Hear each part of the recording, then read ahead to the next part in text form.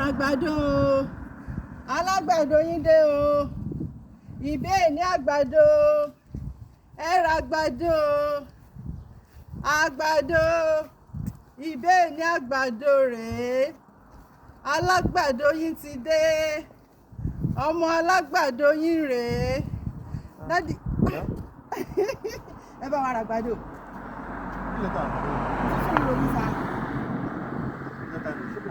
kò rárá sá kò wọ́n rárá ó dùn gan ó dùn sá ẹ ṣe sá ó dùn gan ẹ̀pà 4 euro bẹ́ẹ̀ ni sá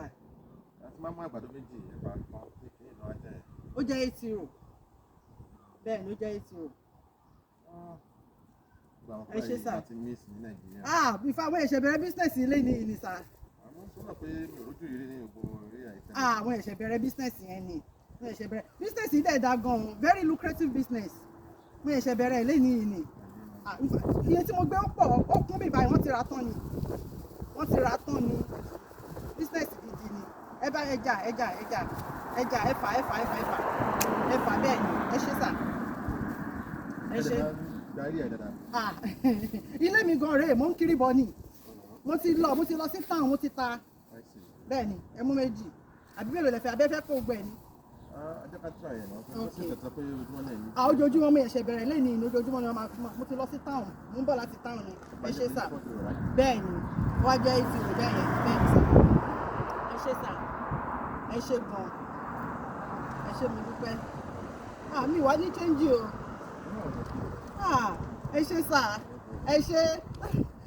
business yìí wà lucrative gan Ọlọ́run gbogbo àwọn tó rajà lọ́wọ́ mi látàárọ̀ fún ọgbà change olúwa ṣe.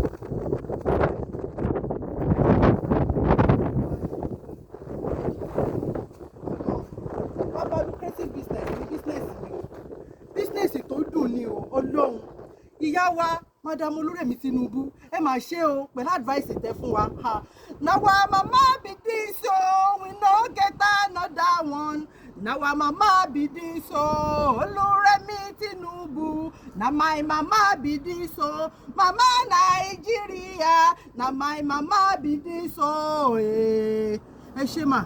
ìyá Olúrẹ̀mí Tinubu bá lucrative business ni business tẹ́ sọ pé ká máa ṣe yìí ẹni ká máa lọ ta ẹ̀pà ká máa lọ ta kúlíkúlí ká máa lọ ta àgbàdo súnsun tàbí àkàrà tàbí bọ́ọ̀lì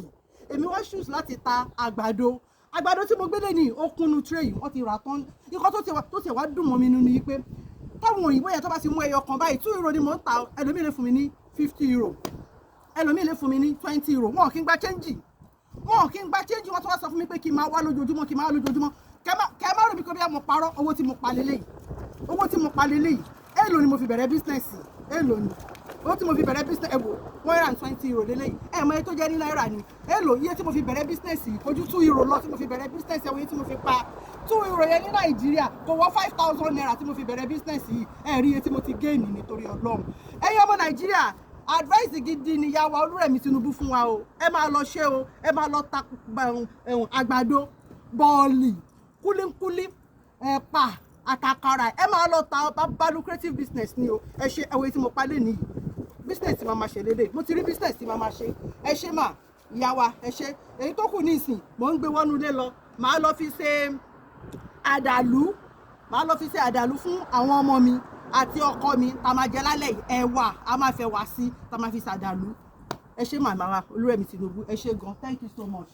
Now I'm a mama be this.